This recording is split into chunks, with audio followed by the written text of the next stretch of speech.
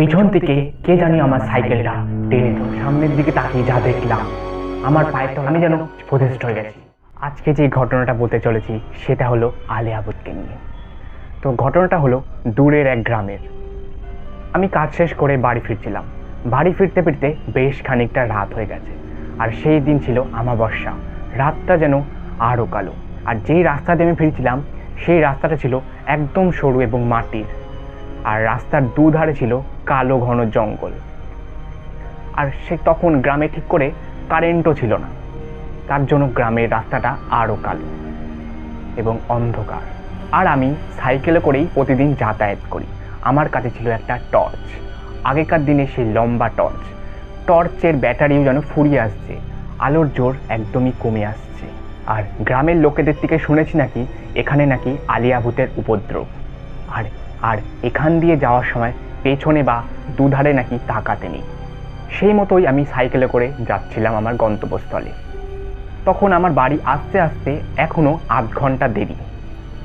আর কিছুটা যাওয়ার পরে আমার সামনে একটি রাস্তার ধারে একটা জাম গাছ পড়ে, আর সেই গাছটিতে অত্যন্ত ভয়ঙ্কর দেখতে লাগছে আমাবস্যার রাত হওয়ার কারণে। গাছটা ঠিক করে দেখাও যাচ্ছিল না। এরকম করতে করতে বেশ খানিকটা পথ এগিয়ে আসলাম, আর সেই জাম গাছটাও আমার সামনে এগিয়ে আসলো। মানে আমি জাম গাছটার সামনে এগিয়ে গেলাম। আমি তখন তাড়াহুড়া করে ওইখান থেকে তাড়াতাড়ি করে বেরিয়ে যাব, তখনই যেন পেছন থেকে কে জানি আমার সাইকেলটা টেনে ধরলো। আমি পেছনে তাকিয়ে যা দেখলাম একদম ফাঁকা এবং অন্ধকার রাস্তা। আমি অবাক হয়ে গেলাম। আমি তাড়াতাড়ি করে সামনের দিকে তাকালাম, এবং সামনের দিকে তাকিয়ে যা দেখলাম আমার পায়ের তলা থেকে মাটি সরে গেল। আমি দেখলাম একটা হালকা নীল রঙের আলো বলা ভুল হবে, আগুন, যেটা কিনা আকাশে ভাসছে। সেটা আমার দিকে ক্রমাগত এগিয়ে আসছে, এবং আমি তার পেছন পেছন চলে যাচ্ছি। তার পেছন পেছন আমি কোথায় যাচ্ছি? আমি তখন একটি ঘোরের মধ্যে আছি। আর ওই রাস্তাটার কিছুক্ষণ যাওয়ার পরে একটি ধারে একটি বড় পুকুর পড়ে। আমি সেই পুকুরের দিকেই আস্তে আস্তে এগিয়ে যাচ্ছিলাম। ওই আলোর কারণে আমি ঘোরে ছিলাম, আমি যেতে পারছি, মানে আমি কিছু করতে পারছিলাম না।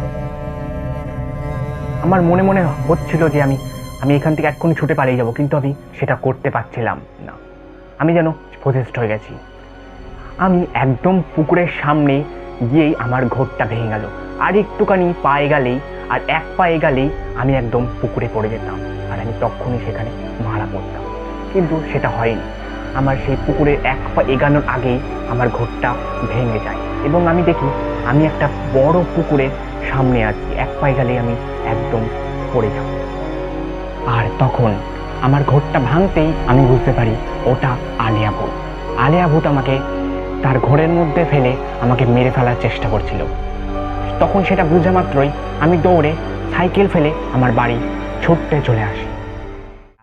একা একটা অন্ধকার রাস্তা দিয়ে যাচ্ছ, তোমার আশেপাশে কেউ নেই, তোমার দুপাশে কালো ঘন জঙ্গল।